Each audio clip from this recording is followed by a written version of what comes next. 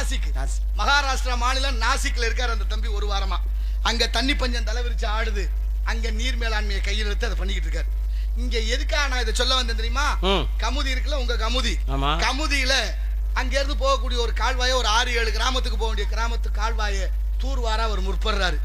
கமுதி தாலுகா தானது, தாலுகா நிர்வாக அதிகாரிகள் இவர் அதை செய்ய விடாம தடுக்கிறாங்க. நல்லா கேட்டுங்க, இது சத்தியமான உண்மை.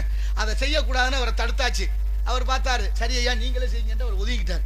ஆனா அந்த கிராமத்தாரு 6-7 கிராமத்தாரு மொத்தமா சேர்ந்து நம்மளாவது அதை தூர்வாரி நீர் பஞ்சத்தை போக்கணுமேனு கிராமத்தார்கள் முன்னின்று கீழே இறங்குறாங்க அந்த முடிவுக்கு. ஆனா அதையும் தடுக்கிறாங்க அந்த அதிகாரிகள். நடந்தது. இப்ப அந்த தம்பிக்கு கொலை மிரட்டல் விடுக்கப்படுது. இந்த வேலையை நீ செஞ்சுக்கிட்டே இருந்தேன்னா அவனை சீக்கிரத்துல அவனை போட்டுருவோம்னு சொல்றாங்க. பகிரங்கமா மிரட்டல். ஒரு பதிவு பண்ணிருக்காரு, வலைதளத்துல இருக்கு, தேடுங்க. ஒரு சின்ன பிள்ளை எங்கேயோ பிறந்தவன் இந்த உலகத்தோட பஞ்சத்தை போக்குறேன், தண்ணி பஞ்சத்தை. ஆனா அங்க என்ன நடக்குது?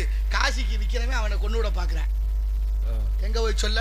அரசு அதிகாரிகள் அதுக்கு அனுமதி கொடுக்கலங்க. பெரிய கொடுமையா இருக்கு. இந்த இருக்கிற கமுதியில நான் இங்க இந்த ராமநாதபுரம் மாவட்டத்தில் பேசணும்னே தெளிவுபடுத்தினேன். நேற்று தொடர்ந்து ஒன்று தம்பியோட பேசினேன், நிமல் ராவகுமாரோட நான் வரும்போதே பேசிட்டேன். அப்படி நல்ல விஷயத்தை, இந்த நாடு நல்லா இருக்கணும், இந்த தண்ணி இல்லாம வாழ முடியாதுங்கிற செய்கிற ஆட்கள் எல்லாம் விட்டுட்டு இங்க என்னென்னமோ எப்படி எப்படியோ நடந்துகிட்டு இருக்கு. தயவு செய்து சிந்திப்போம், செயல்படுவோம். நாளைய தலைமுறைக்கு